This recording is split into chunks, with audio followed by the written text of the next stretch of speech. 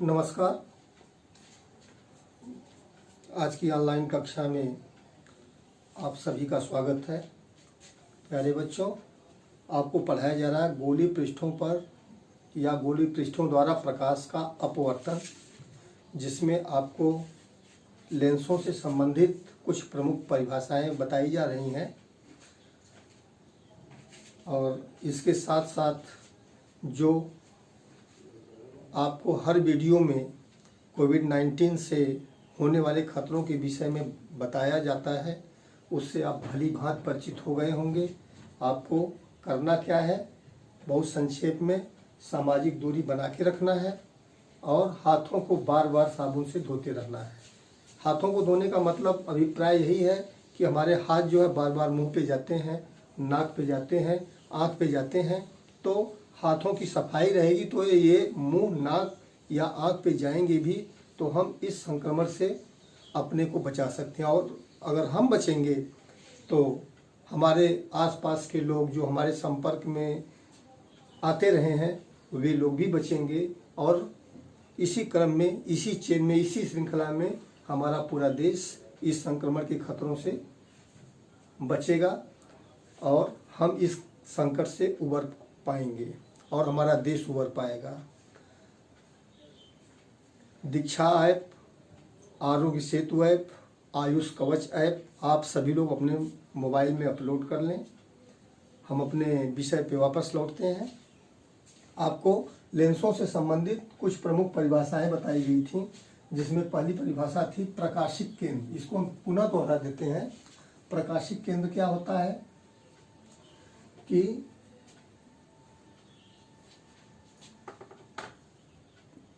Lens से होकर आने मुख्य अक्ष पर स्थित वह बिंदु जिससे होकर गुजरने वाली प्रकाश की किरणें अपवर्तन के पश्चात बिना विचलित हुए अपने मार्ग पर सीधे निकल जाती हैं, ऐसे बिंदु को प्रकाशिक केंद्र कहते हैं। वक्रता केंद्र, ये लेंस जिस गोली खोखले गोले का भाग होता है उन गोले के केंद्रों को हम क्या कहते हैं, वक्रता केंद्र कहते हैं। ये लेंस जो बने होते हैं, जैसे ये उत्तल लेंस बनता कैसे है, ये कांच के खोखले गोलों से बनता है। ये देखिए, तो इन गोलों के केंद्र होंगे, इन केंद्रों को हम क्या कहते हैं, वक्रता केंद्र कहते हैं। ये उत्तल लेंस ऐसे बनेगा, अवतल लेंस इस तरह से बन जाएगा।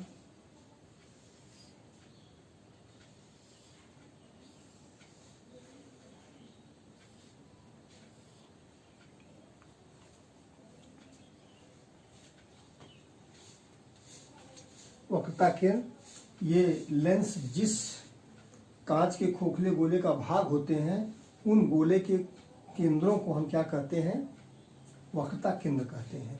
वक्रता त्रिज्या, इन गोलों की त्रिज्याओं को हम क्या कहते हैं, वक्रता त्रिज्या कहते हैं। इसके बाद आपको बताया गया मुख्य अक्ष। मुख्य अक्ष क्या होता है कि लेंस के वक्रता केंद्रों से होकर जाने वाली काल्पनिक सीधी रेखा को हम मुख्य अक्ष कहते हैं। ठीक है, इसके बाद आगे बढ़ते हैं फोकस।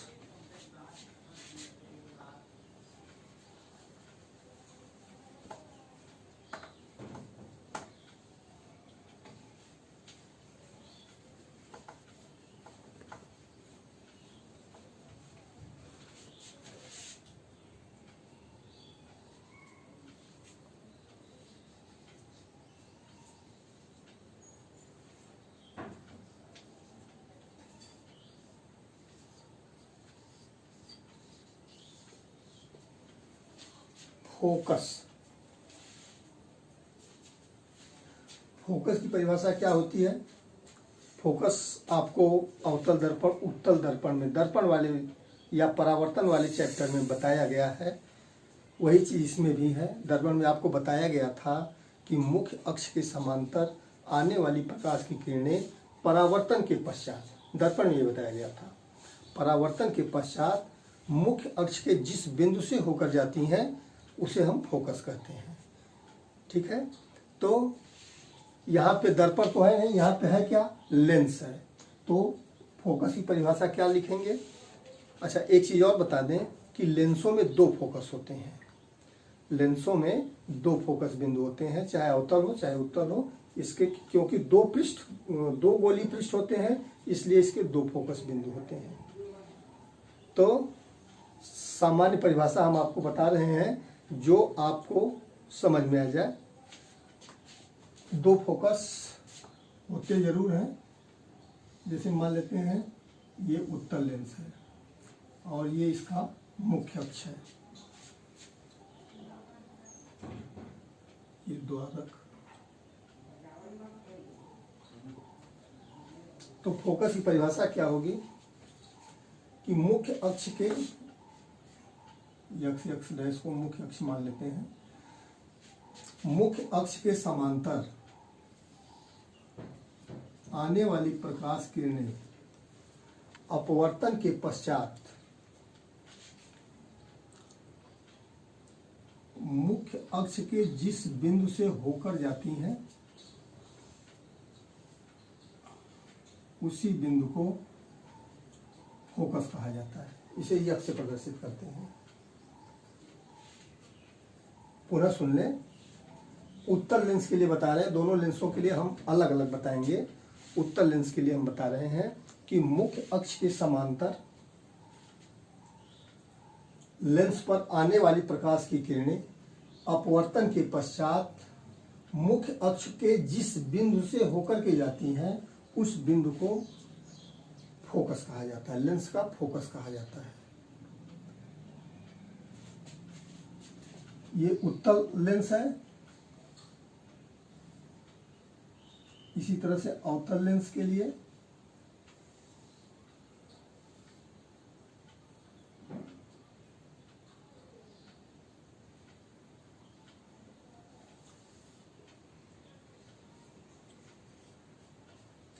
अवतल लेंस का मान लेते हैं ये मुख्य अक्ष एक्स डैश है,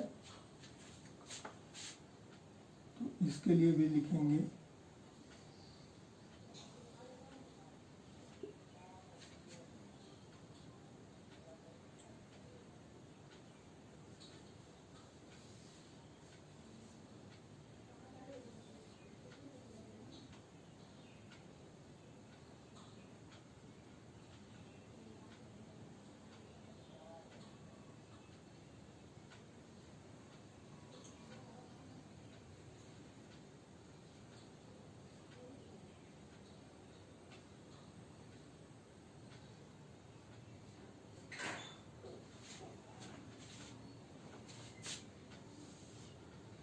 ये उत्तल है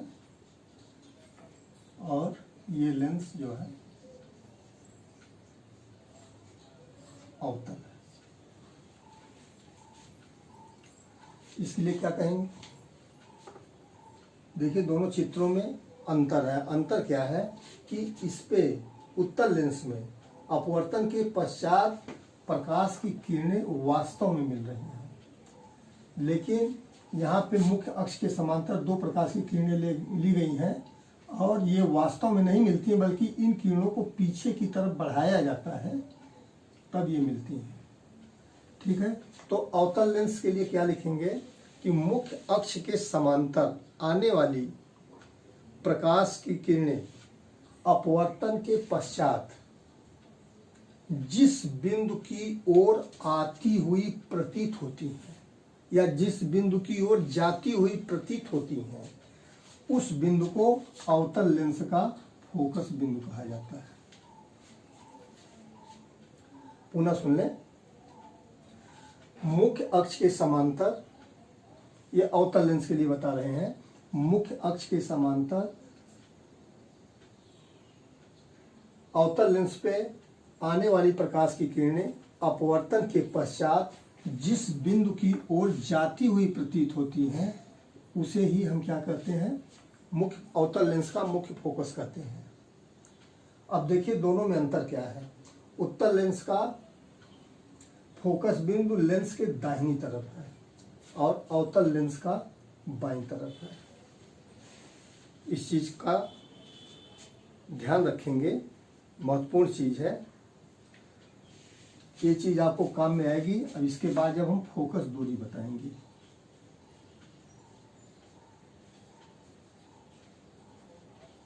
फोकस दूरी की परिभाषा होती है, ये आपको नोट में हम लिख के दिए हैं।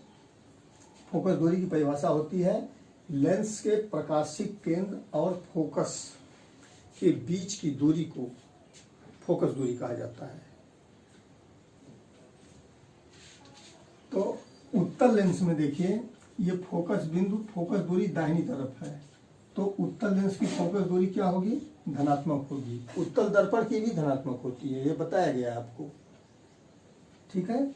और अवतल लेंस की फोकस दूरी ये बाईं तरफ है, तो इसकी फोकस दूरी क्या होगी? ऋणात्मक होगी। क्यों? क्योंकि चिन्ह परिपाटी के अनुसार दाहिने तरफ की दूरियां धनात्मक मानी जाती हैं और बाएं तरफ की दूरियां ऋणात्मक मानी जाती हैं। फिर से हम पुनः आपको बता दें, समझ में आ गया होगा। फोकस की चर्चा हम कर रहे हैं, उत्तल लेंस का फोकस हम बता रहे हैं। मुख्य अक्ष के समांतर आने वाली प्रकाश की किरणें अपवर्तन के पश्चात जिस बिंदु, मुख्य अक्ष को जिस बिंदु पे काटती हैं, उस बिंदु को उत्तल लेंस का फोकस बिंदु कहते हैं। और अवतल लेंस में मुख्य अक्ष के समांतर आने वाली प्रकाश की किरणें अपवर्तन के पश्चात जिस बिंदु की ओर जाती हुई प्रतीत होती हैं, उस बिंदु को अवतल लेंस का फोकस बिंदु कहते हैं। फोकस दूरी की परिभाषा क्या है? प्रकाशिक केंद्र और फोकस बिंदु के बीच की दूरी को, प्रकाशिक केंद्र और फोकस के बीच की दूरी को हम क्या कहते हैं? फोकस दूरी, जिसे एफ से प्रदर्शित किया जाता है। और इसमें भी ऐसे होगा।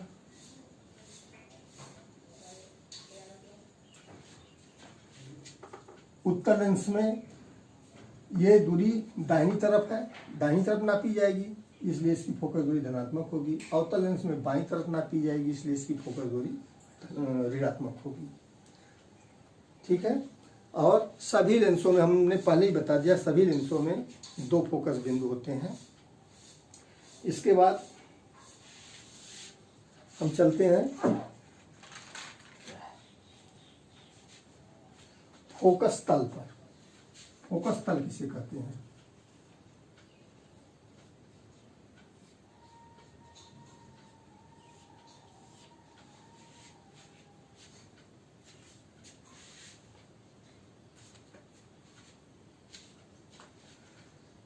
फोकस तल की परिभाषा है कि लेंस के फोकस बिंदु से होकर जाने वाले मुख्य अक्ष के लंबवत तल को हम फोकस तल कहते हैं, ठीक है। एक बार पुनः सुन लें कि लेंस के फोकस से होकर जाने वाले मुख्य अक्ष के लंबवत तल को हम फोकस तल कहते हैं, ठीक है।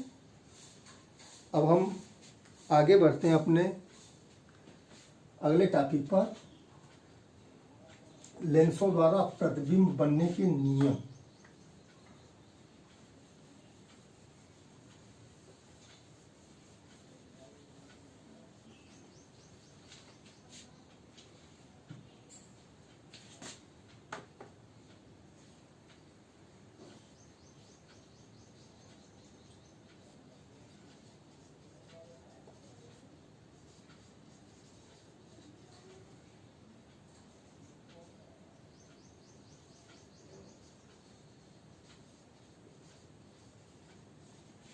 लेंसों द्वारा प्रतिबिंब बनने के नियम,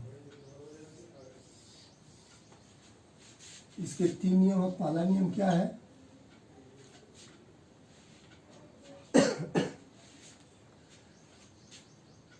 पहला नियम यह है कि मुख्य अक्ष के समांतर लेंस पर आने वाली प्रकाश की किरणें अपवर्तन के पश्चात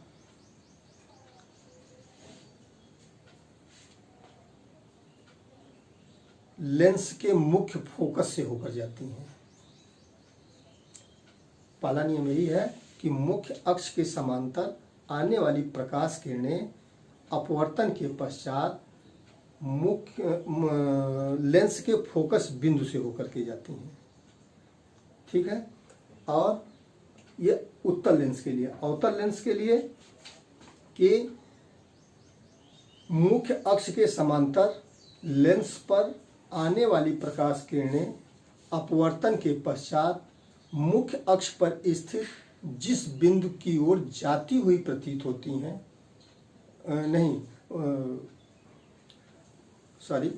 मुख्य अक्ष के समांतर अवतल लेंस से पर आने वाली प्रकाश की किरणें अपवर्तन के पश्चात सदैव जो है फोकस बिंदु की ओर जाती हुई प्रतीत होती है। ठीक है। पुनः सुन लें।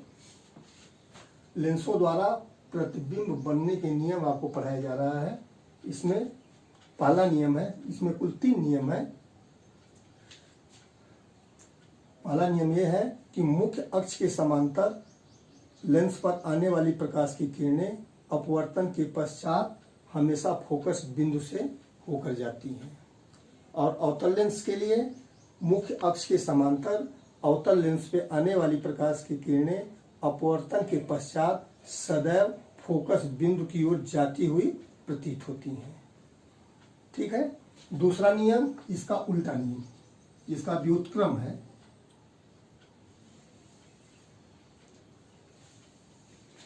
इसका व्युत्क्रम क्या है कि फोकस से होकर के गुजरने वाली प्रकाश की किरणें अपवर्तन के पश्चात, फोकस से होकर के गुजरने वाली प्रकाश की किरणें अपवर्तन के पश्चात मुख्य अक्ष के समांतर हो जाती हैं।